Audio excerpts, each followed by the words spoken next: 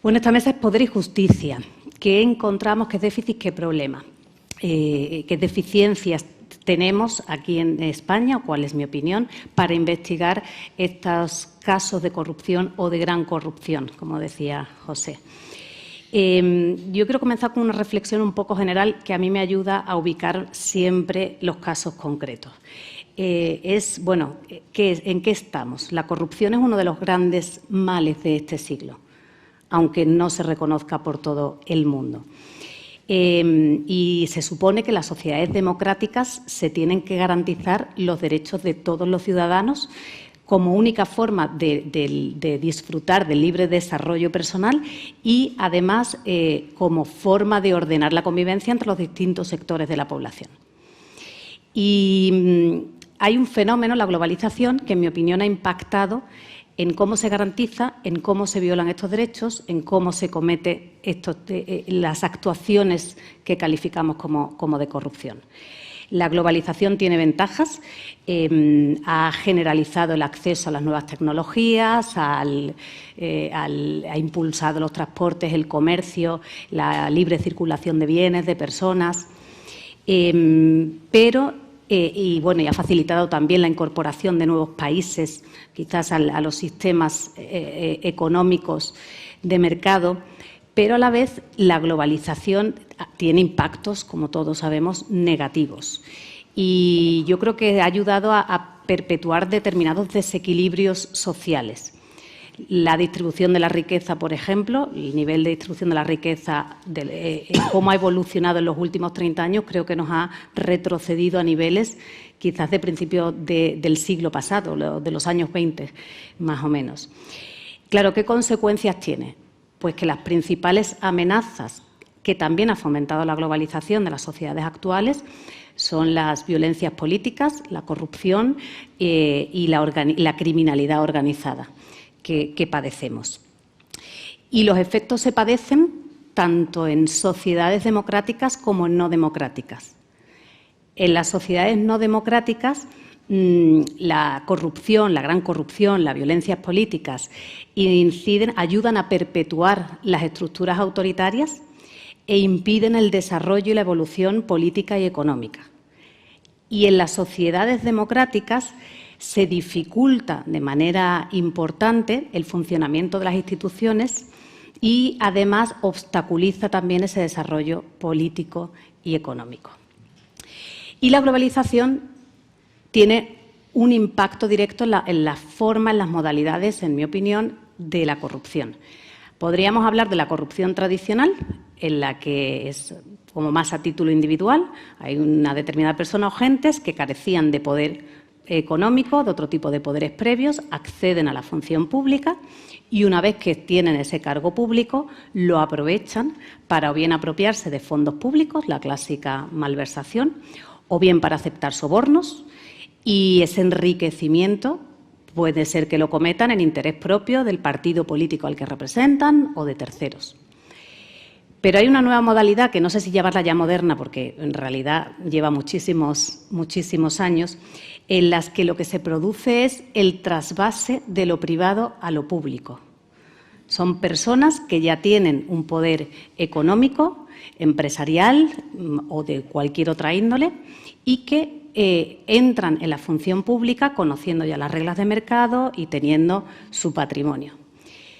Y ahí la corrupción se materializa de una manera distinta en la utilización de información privilegiada, se produce siempre la confusión entre lo público y lo privado, se favorece desde el sector público el crecimiento de los grupos empresariales, hay tráfico de influencias, movimientos bancarios que acaban en paraísos fiscales de los que carecemos de cualquier tipo de control.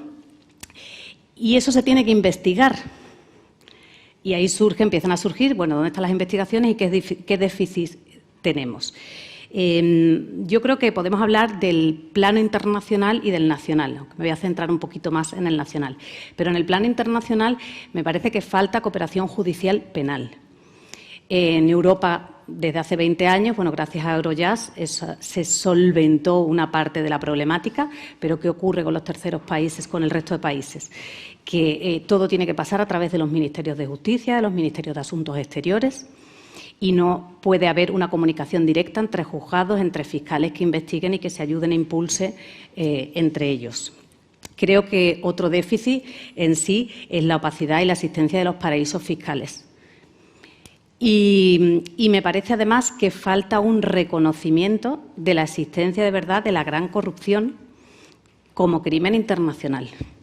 De hecho, en el Estatuto de Roma no se nombra la financiación ilegal de los partidos políticos, no se nombra el blanqueo, no se nombra tampoco los sobornos de multinacionales. ¿Y eso qué conlleva? Impunidad. ¿Pero impunidad de quién? ¿De banqueros? ¿De políticos? Al final de los poderosos, de los empresarios. Y a nivel interno aquí en España yo creo que hay muchos déficits, pero bueno, voy a hacer una enumeración. Primero, que ya se ha nombrado, hay una falta de medios. En general, en España, el sistema judicial llevamos años hablando de la modernización de la justicia y parece que esa modernización nunca llega y nunca se invierte en los medios necesarios.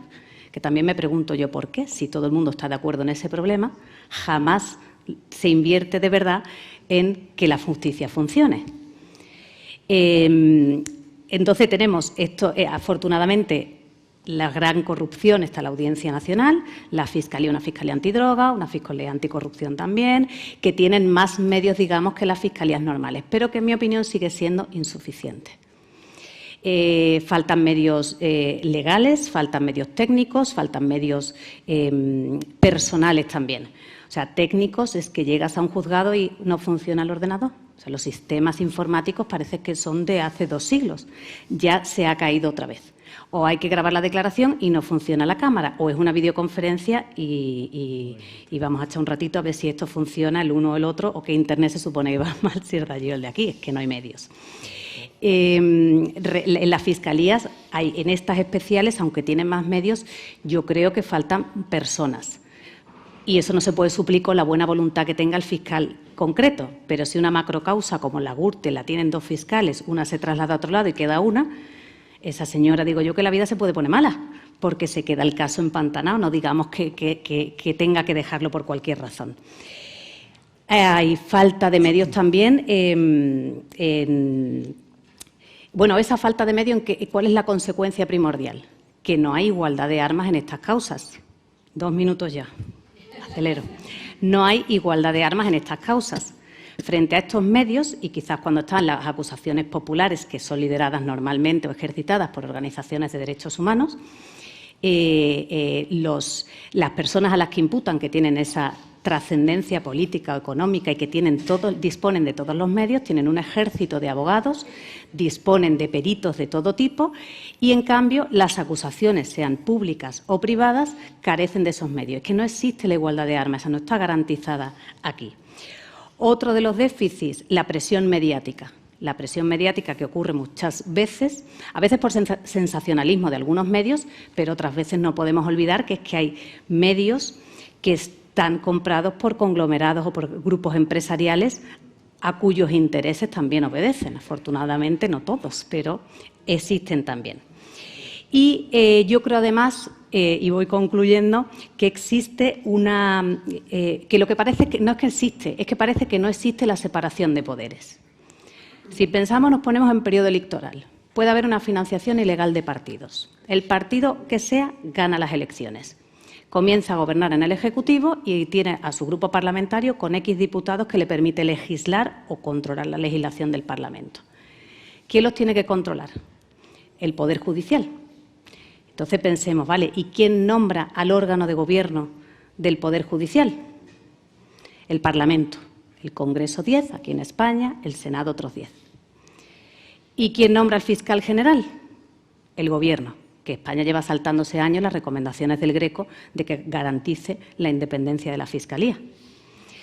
¿En qué se traduce, y estoy resumiendo, en qué se traduce todo eso? Desde luego, en mi opinión, en una falta de independencia y de autonomía de las instituciones que están llamadas a garantizar los derechos de todos y que no es una prerrogativa del poder del sistema judicial, sino que es un derecho que tenemos todos los ciudadanos y que debemos de exigir.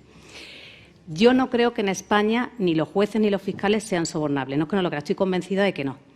Pero sí me parece que cuando le cae en la mesa alguna de las grandes causas de la gran corrupción, se tienen que echar a temblar algunos porque saben que cualquier decisión que adopten puede condicionar en alguna medida su futuro profesional y el desarrollo de su carrera. Lo dejo aquí.